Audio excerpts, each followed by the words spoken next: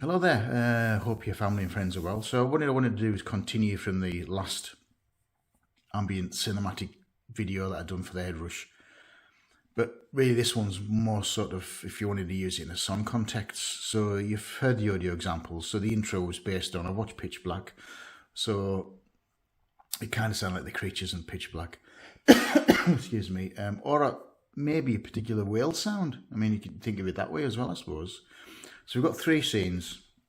So we've got the intro, which you heard. We've got the second bit, which is just all other than the flanger, all the effects other than the flanger. And the third scene is just the reverbs, which is quite nice. And I've got another scene called Ambi, but you don't hear anything. I've got no audio examples from that, but you can try and play about with this and see what you come out with.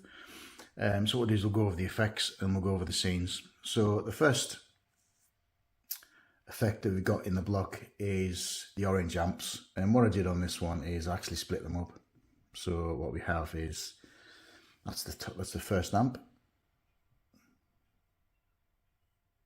and then we got the second one, which really is the same one to be honest. So there we go. Next effect is the graphic EQ, which is just a flat effect actually, to be honest. There's nothing really in that. You could probably get away without putting anything in the graphic EQ, to be honest. Or you could use a different equalizer setting or a different EQ if you wanted to. Next is a flanger with a strange effect. And there's settings of use of the flanger. There we go. Orange phaser, which is quite nice actually. Just decided to use a default stereo and just use just a simple setting. The first Ambiverse.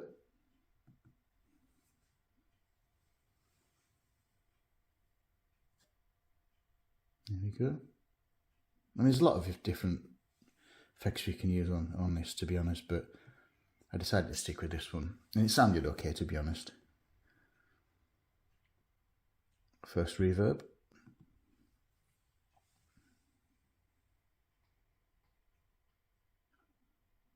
There we go. Second reverb.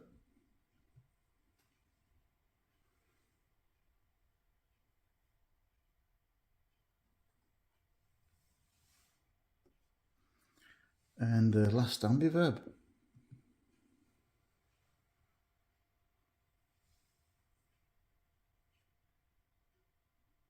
Which really is not much different to the other one, I think.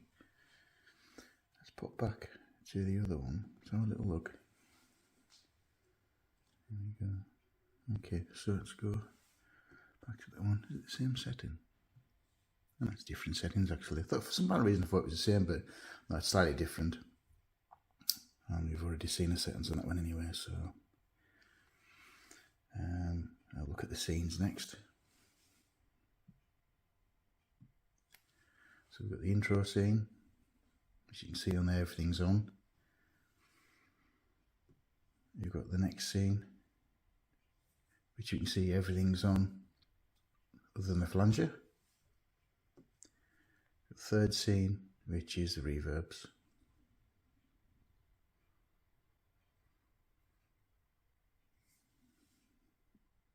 And we got the ambi one,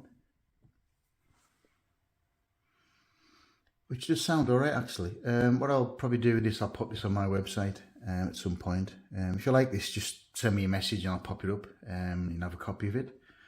And you know, if you do get hold of this one, I just try and you know, shape it to how you want it for you to sound. It's okay. I mean, you could probably use this as a worship patch.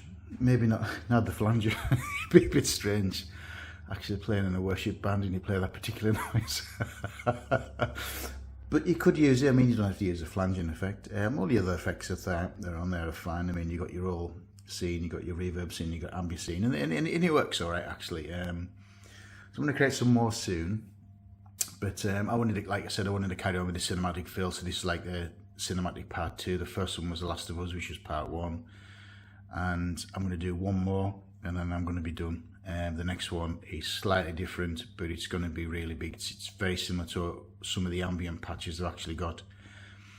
And I'm going to use some extra effects on this, so you get the idea of building a real big soundscape, a cinematic soundscape.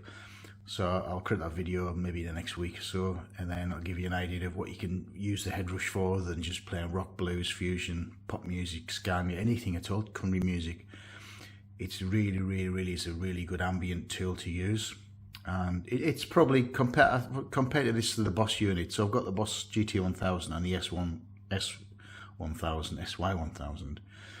and the SY1000 is a complete different beast. It's a synth engine really, and some incredible things I've done with that, and I've used on an album. And I've also created some patches. So Boss GT1000, difference between this and the Boss GT1000. I love the Boss unit. It's smaller, definitely smaller, easier. It's a lot more portable.